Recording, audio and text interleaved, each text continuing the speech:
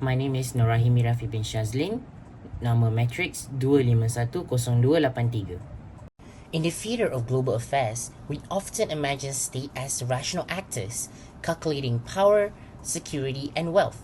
But beneath every handshake at summit, every military alliances, and every trade deal, there lies the deeper force shaping the world politics: ideology. Ideology is more than just ideas or belief. It is a lens through which nations see the world itself. It shapes how states define their interests, who they trust, who they fear, and what they believe is worth fighting for. From democratic crusade in the 20th century to the rise of populism, nationalism, and religious fundamentalism, today ideology has quietly guided both cooperation and conflict across the international system.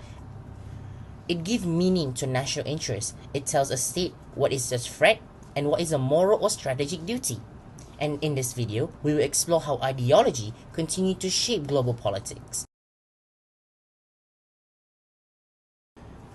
The term conservatism comes from the French word conservatoire, used to describe scholars who wanted to restore the pre-revolutionary France after the fall of Napoleon.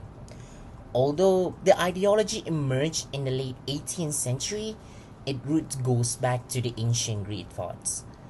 Conservatism is a social and political philosophy that prioritizes tradition, order, and stability.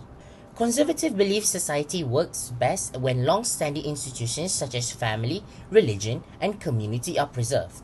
This is why they often support limited government, strong national defense, and traditional moral values while opposing radical or sudden changes. The key figure of modern conservatism is Edmund Burke, the Anglo-Irish philosopher and statesman often called the father of modern conservatism.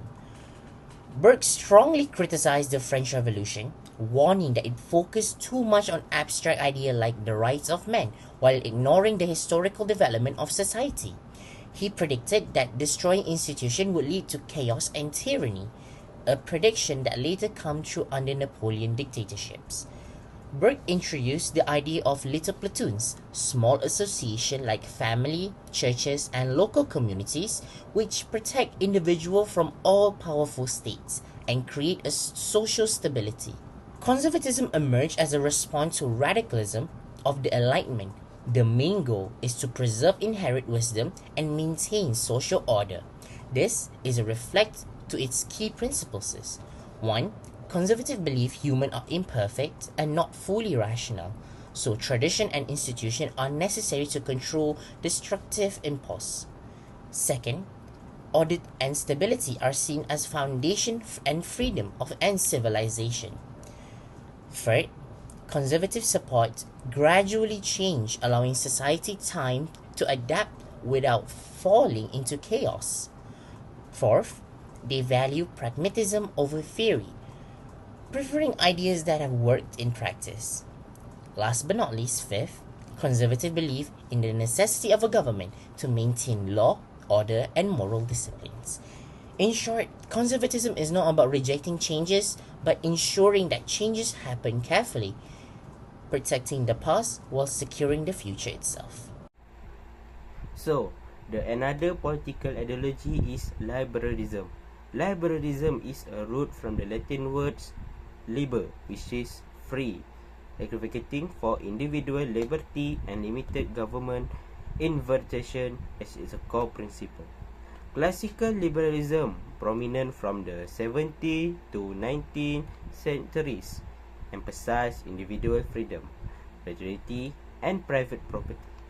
Thinkers like John Locke, Adam Smith is championing to the free enterprise system, believing the government role should be minimal, primarily to protect right and enforce contract, rather than intervene to the economy. But however, in the 20th century saw the rise of the modern liberalism. Theory like T.S. Green argue that the true freedom isn't just a freedom from interface, but freedom to achieve the one potential.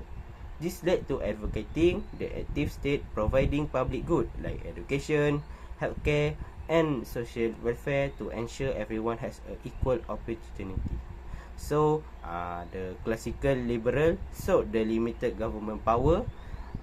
Modern liberal see government intervention as essential to create a more equitable and truly free society.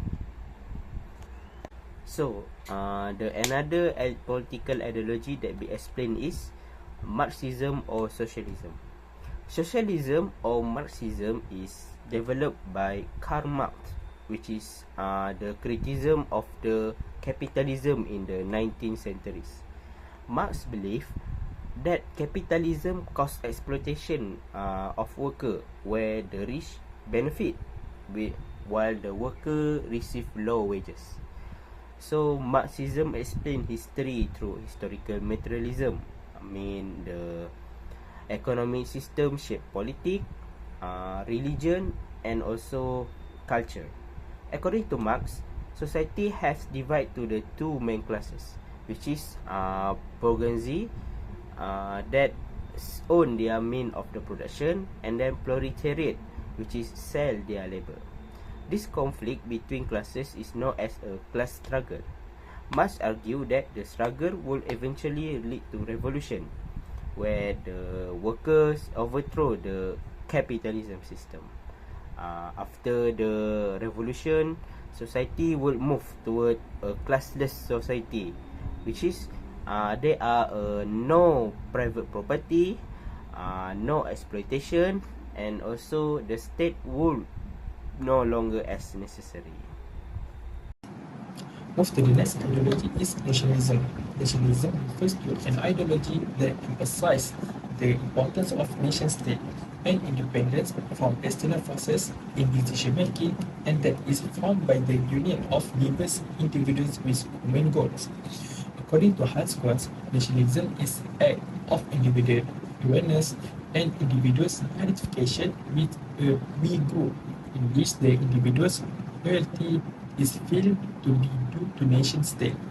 There are several types of nationalism. For example, ethnic nationalism. Ethnic nationalism defines the nation in terms of shared ethnicity, heritage, and culture, while for civic nationalism defines the nation in terms of shared citizenship, values, and institutions, and is linked to constitutional patriotism. The last ideology is feminism. Feminism is a social, political, and cultural movement, a set of ideas that seek equality of rights, opportunity, and treatment for all genders, especially addressing the historical and ongoing disadvantages faced by women. Feminism denies that there is a difference between women and men. For example, if men can work to earn a living, women can also work to support themselves.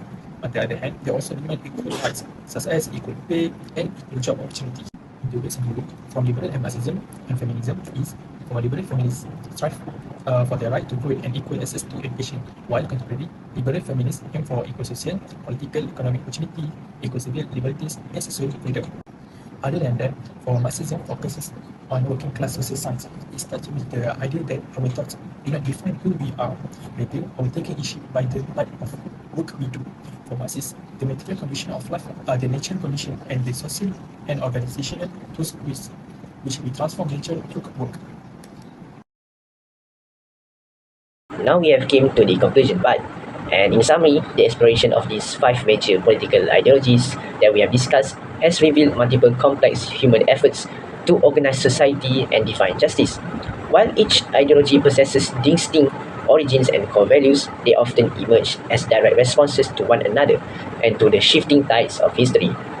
For instance, liberalism and conservatism represent a fundamental tension between the pursuit of individual liberty and the preservation of traditional order, while socialism challenged the economic disparities born of industrialization by advocating for collective welfare and the eventual goal of a classless society. Its practical application in states like the USSR highlighted the significant challenge of absolute same control. Nationalism has proven to be a powerful force for the state's sovereignty and common identity, though it must navigate the balance between ethnic loyalty and universal values as seen in the Islamic perspective on the Ummah. Finally, feminism has continuously evolved successive waves to challenge systemic gender inequalities and advocate for the agency of women across spheres of life. Ultimately, these ideologies are not stagnant. They have evolved from 18th century theories into modern frameworks that continue to shape contemporary governance and social movement until today.